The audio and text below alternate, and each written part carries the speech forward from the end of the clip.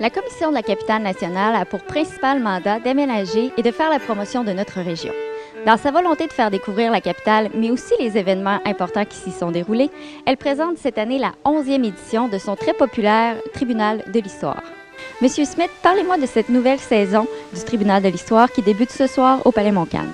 Oui, alors c'est notre 11e saison du tribunal. On a amorcé la série en 2001.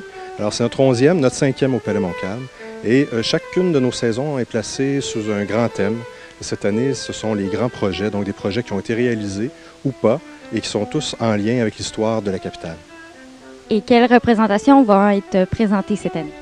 Alors, ce soir, on essaie de visiter toutes les époques un peu de l'histoire de la région de Québec. Alors, ce soir, on remonte le plus loin qu'on est remonté, je crois, au tribunal de l'histoire depuis sa création, c'est-à-dire avec l'aventure coloniale de Jacques Cartier et de Jean-François de Roberval. Alors, c'est un spectacle qui nous permettra de découvrir la première tentative d'établissement français en Amérique.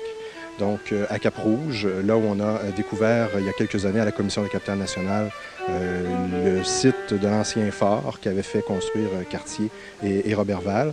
Alors, on remet en contexte, on challenge un peu les gens également par rapport à leur compréhension des événements. C'est le tribunal de l'histoire. Alors, on pose une question à nos spectateurs. Ce soir, on leur demandera, est-ce qu'ils croient que l'aventure coloniale à Cap-Rouge était une réussite ou un échec?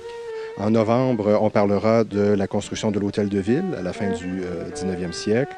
Par la suite, on parlera de la fondation du séminaire de Québec en décembre, dans le contexte du 350e anniversaire du séminaire, bien sûr. Par la suite, on parlera d'un projet fort intéressant et méconnu parce qu'il n'a pas été réalisé.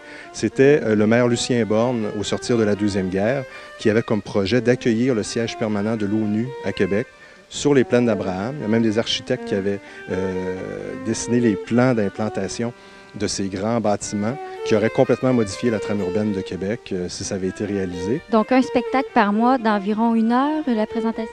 1h30, on commence à 19h30 et normalement à 21h, c'est terminé. Et comment on peut se procurer des billets pour assister à la représentation? Alors, il y a 3 formules. Évidemment, la formule billet individuel pour chacun des spectacles.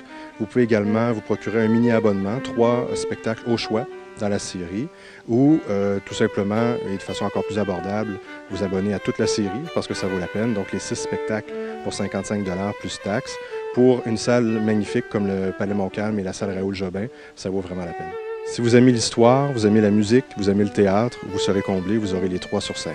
Merci beaucoup et on vous souhaite une bonne première pour ce soir. Bienvenue, merci.